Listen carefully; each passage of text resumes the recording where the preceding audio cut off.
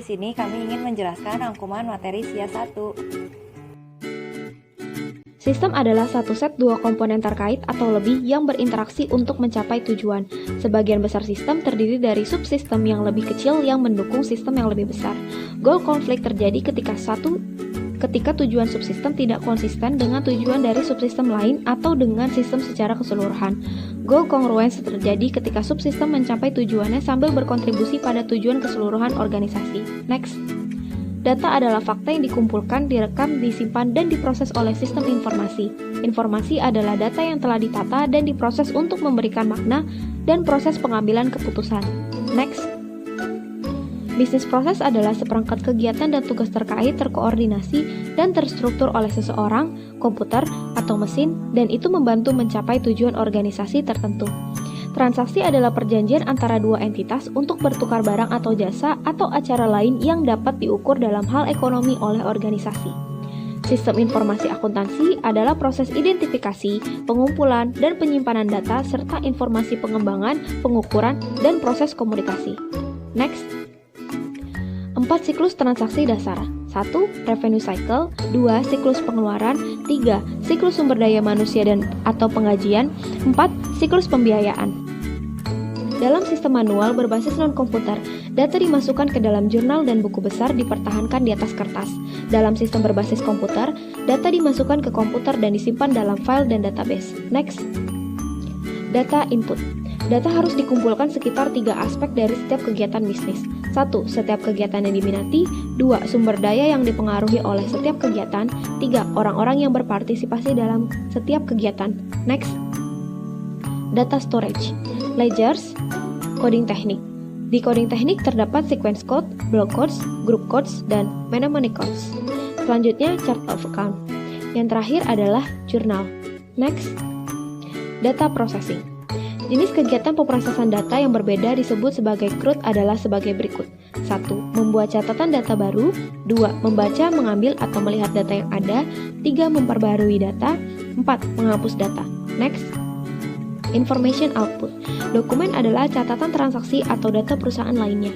Reports digunakan oleh karyawan untuk mengkontrol kegiatan operasional oleh manajer untuk membuat keputusan dan merumuskan strategi bisnis. Next. Enterprise Resource Planning atau ERP. Sistem ERP mengumpulkan, memproses, dan menyimpan data dan memberikan informasi manajer dan pihak eksternal perlu menilai perusahaan. Mengapa sistem perlu didokumentasikan? Antara lain, yang pertama itu untuk merancang atau membuat sebuah sistem. Lalu yang kedua, selain itu dokumentasi juga berguna untuk mengevaluasi kelemahan dan keunggulan sebuah sistem maupun pengendalian dalam sebuah sistem. Dan yang ketiga yaitu dokumentasi sistem juga berguna bagi mereka yang sedang mempelajari prosedur dalam sebuah perusahaan. Next. Pihak yang berkepentingan dengan evaluasi sistem antara lain, yang pertama itu ada analis sistem, yaitu pada saat si analis sedang mengevaluasi sistem lama yang sudah berjalan. Lalu yang kedua ada auditor, yaitu auditor laporan keuangan dapat melakukan audit jika data laporan keuangan sebuah perusahaan dapat dipercaya. Next. Selanjutnya ada alat-alat dokumentasi sebagai berikut. Yang pertama ada diagram arus data atau data flow diagram, merupakan penjelasan grafis dari arus data dalam organisasi, meliputi sumber atau tujuan, data, arus data, proses transformasi, dan penyimpanan data. Lalu terbagi menjadi dua. Yang pertama itu ada konteks diagram, merupakan sistem besar yang mencakup sistem secara keseluruhan. Lalu ada detail diagram, merupakan sistem yang sudah dibagi menjadi sistem yang lebih kecil. Yang kedua ada bagian alir atau flowchart, merupakan teknik analisis yang menggunakan seperangkat simbol standar untuk menjelaskan gambar beberapa aspek dari sistem informasi secara jelas, ringkas, dan logis. Lalu yang ketiga ada diagram proses bisnis, merupakan deskripsi grafis dan proses bisnis yang digunakan oleh perusahaan secara visual untuk menjelaskan langkah-langkah atau aktivitas yang berbeda dalam proses bisnis. Ada siklus pendapatan, merupakan rangkaian kegiatan bisnis yang berulang dan operasi pemrosesan informasi yang terkait dengan penyediaan barang dan jasa kepada pelanggan dan mengumpulkan uang tunai sebagai pembayaran untuk penjualan tersebut. Proses memasukkan pesanan penjualan mencakup 3 tahap. Yang pertama itu ada menerima order pelanggan, lalu memeriksa kemudian persetujuan kredit pelanggan, lalu memeriksa ketersediaan, dan menjawab permintaan pelanggan. Next. Selanjutnya ada inaccurate or invalid master data, adalah kesalahan dalam data master pelanggan dapat mengakibatkan pengiriman barang dagangan ke lokasi yang salah, penundaan pengumpulan pembayaran karena pengiriman faktur ke alamat yang salah, atau melakukan penjualan kepada pelanggan yang melebihi batas kredit mereka. Dapat diatasi dengan kontrol integritas pemrosesan data, pembatasan akses ke data master, tinjau semua perubahan pada data master. Lalu ada unauthorized disclosure of sensitive information, adalah adanya pengungkapan informasi sensitif yang tidak sah seperti kebijakan harga atau informasi pribadi tentang pelanggan. Cara mengurangi risiko ancaman ini adalah dengan mengkonfigurasi sistem menggunakan kontrol akses yang kuat untuk membatasi siapa yang dapat mengakses informasi tersebut. Jadi intinya dapat diatasi dengan kontrol akses, enkripsi, tokenisasi informasi pribadi pelanggan. Next. Selanjutnya ada credit approval, yaitu persetujuan kredit oleh bank. Kontrolnya yaitu batas kredit, merupakan saldo akun maksimum yang diizinkan oleh manajemen untuk pelanggan berdasarkan riwayat kredit sebelumnya dan kemampuan membayar pelanggan tersebut. Yang kedua ada penundaan piutang, dan yang ketiga ada otorisasi khusus untuk menyetujui penjualan ke pelanggan atau penjualan baru yang melebihi batas kredit pelanggan. Next. Ada CRM atau Customer Relationship, merupakan strategi organisasi yang berfokus pada pelanggan dan didorong oleh pelanggan, yaitu organisasi yang berkonsentrasi pada penilaian persyaratan pelanggan untuk produk dan layanan, kemudian memberikan layanan responsif yang berkualitas tinggi. Fungsi CRM yang pertama itu ada memperoleh pelanggan baru, mempertahankan pelanggan yang sudah ada, dan mengembangkan pelanggan yang sudah ada. Di dalam siklus pengeluaran ada 4 macam sistem, yaitu sistem penerimaan barang, sistem pembelian, sistem pengeluaran kas, dan sistem voucher. Aktivitas bisnis siklus pengeluaran, yang pertama permintaan barang dan jasa, kemudian melakukan pembelian, ketiga penerimaan, keempat pembayaran atas pembelian, dan terakhir pencatatan hutang atas pembelian barang dan jasa. Terdapat alternatif dalam kontrol persediaan. Pertama, EOQ atau Economic Order Quantity, yaitu perhitungan untuk menentukan pesanan yang paling optimal. Kedua, Materials Requirement Planning atau MRP, yaitu teknik perencanaan penggandaan barang untuk meminimumkan jumlah persediaan. Ketiga, Just in Time, yaitu teknik untuk meminimalkan bahkan meniadakan persediaan dengan cara hanya membeli barang sejumlah yang dibutuhkan. Terakhir, Blanket Purchase Order adalah komitmen atau perjanjian dengan vendor untuk membeli persediaan tertentu dengan harga tertentu selama kurun waktu tertentu. Terdapat 2 dokumen dalam penerimaan pembelian, yaitu Receiving Report atau laporan penerimaan barang, dan Debit Memo adalah dokumen untuk mengkoreksi pesanan yang telah diterima. Dalam pembayaran pembelian ada 2 jenis sistem. Pertama, non-voucher system, yaitu faktur yang disetujui langsung diposting ke akun vendor dan disimpan pada open invoice file. Dan kedua, voucher system. Dalam sistem ini, faktur dibuatkan dokumen disbursement, voucher yang berisi data vendor, data outstanding invoice, dan jumlah tagihan yang bersih harus dibayar. Aktivitas siklus produksi. Yang pertama adalah desain produk, berikutnya perencanaan dan anggaran produksi, ketiga pelaksanaan produksi, dan terakhir perhitungan akuntansi biaya. Terdapat 2 dokumen dalam mendesain produk, yaitu pertama Bill of Materials, merupakan jumlah komponen, campuran bahan, dan bahan baku yang diperlukan untuk membuat suatu produk. Dan Operation List adalah dokumen yang menspesifikasikan urutan langkah-langkah untuk mengikuti dalam membuat produk, peralatan apa yang digunakan, dan seberapa lama setiap langkah yang diambil.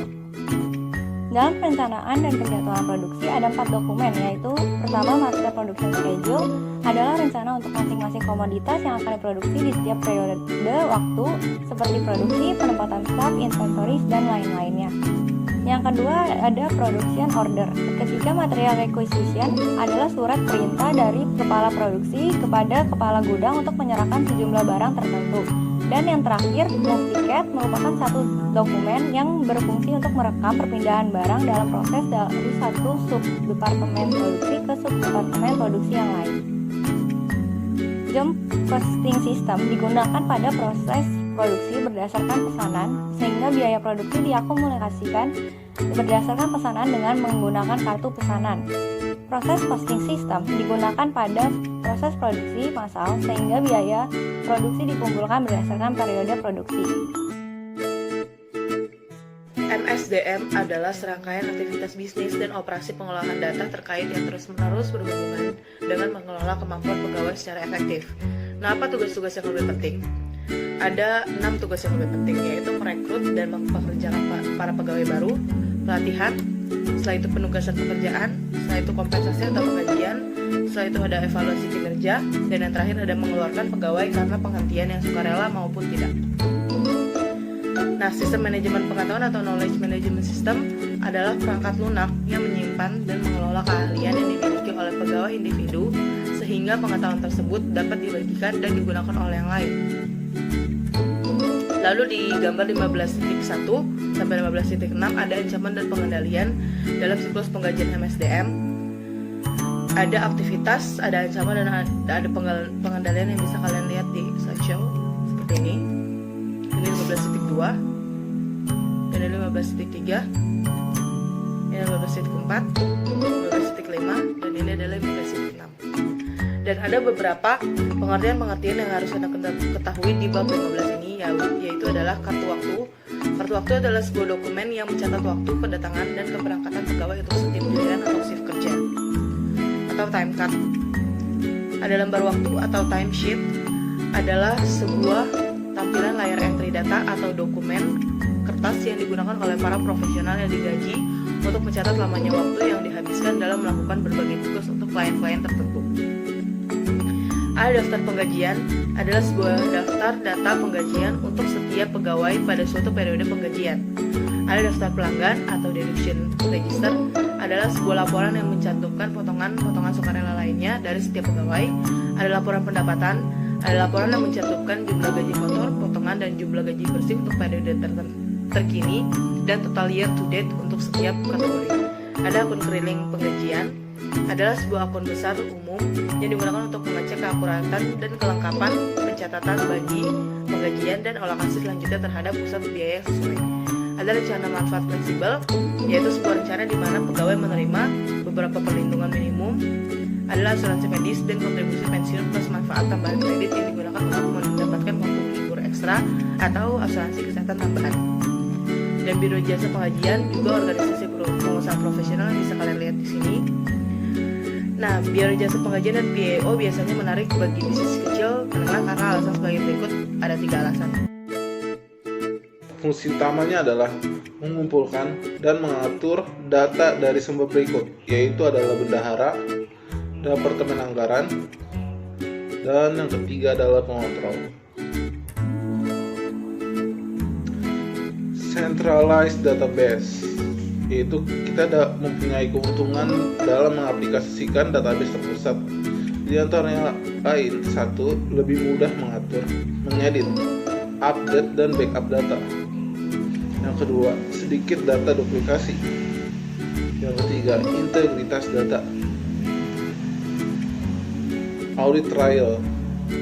Di sini kita akan mempelajari adalah jejak audit yang dirancang dengan benar untuk memberikan kemampuan dalam melaksanakan tugas-tugas berikut, yaitu yang pertama, lacak setiap transaksi dari dokumen sumber aslinya, baik kertas maupun elektronik, ke journal entry untuk memperbarui buku besar, dan laporan atau dokumen lain yang digunakan untuk data itu.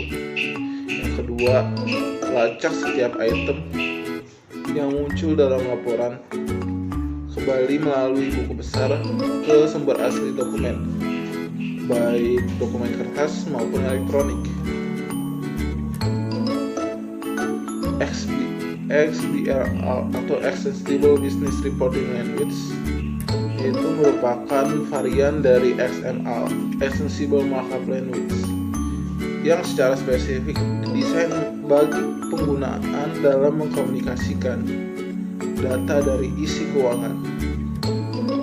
Dokumen contohnya atau instance dokumen adalah file XBRL yang berisi data yang ditandai.